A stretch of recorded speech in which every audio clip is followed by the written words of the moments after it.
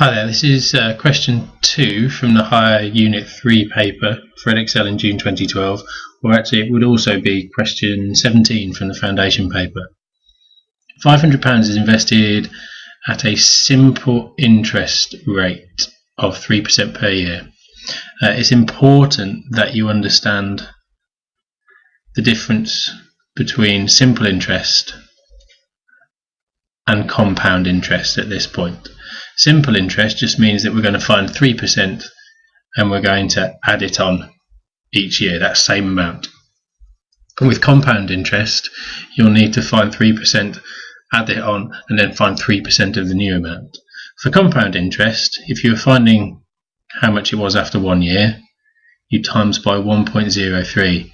If you wanted to find out how much it was after 3 years, you do it to the power of 3. So that's the percentage, and that's how long it's taken. For simple interest, all we're going to do is times it by 0.03 and then add that on however many times we need to, or in some cases it's just a case of timesing it by, if it was 4 years, times it by 4.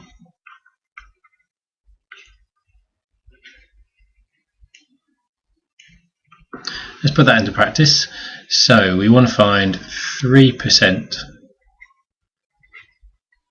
of 500.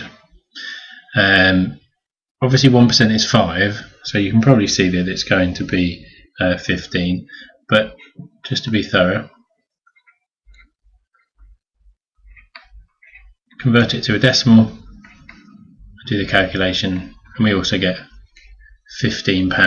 That means each year £15 is going to be added to the £500 that's been invested. So what we need to get to is, after how many years is the total interest 60? Well, if the total interest is 60, then we need to know how many lots of 15 will go into that. And 60 divided by 15 is 4. So 4 years for the total interest to be £60. The marks in this question come for correctly identifying that you've got 3%, then taking that and finding out how many lots of it go into 60.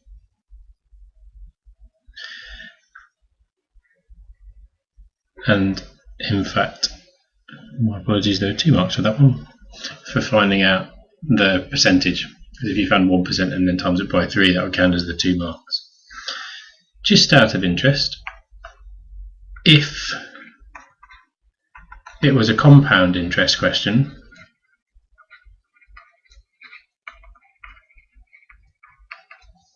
and let's say for example it's still the £500 invested at a compound interest rate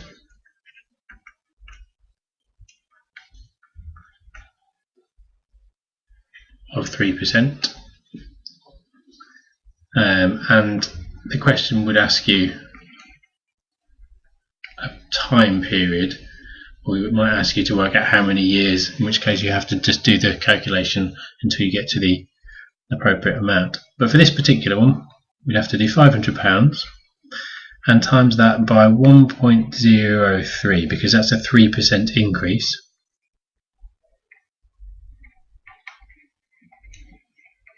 And because it's 4 years, we have to do it to the power of 4. Now, that calculation will give you how much you'll have in your account in total at the end of 4 years. And I'm just going to have a peek at what that will be. 500 times 1.03, and that's to the power 4.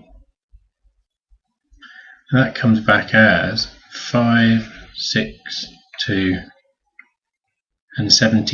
pence if we round it to 2 decimal places. Now, if you bear in mind that after 4 years you would have had £60 interest. They're actually not too far apart, but if you were to carry on, you'd find the compound interest would streak ahead over the years. There we go. Simple interest was the question, with a bit of compound interest just for good measure.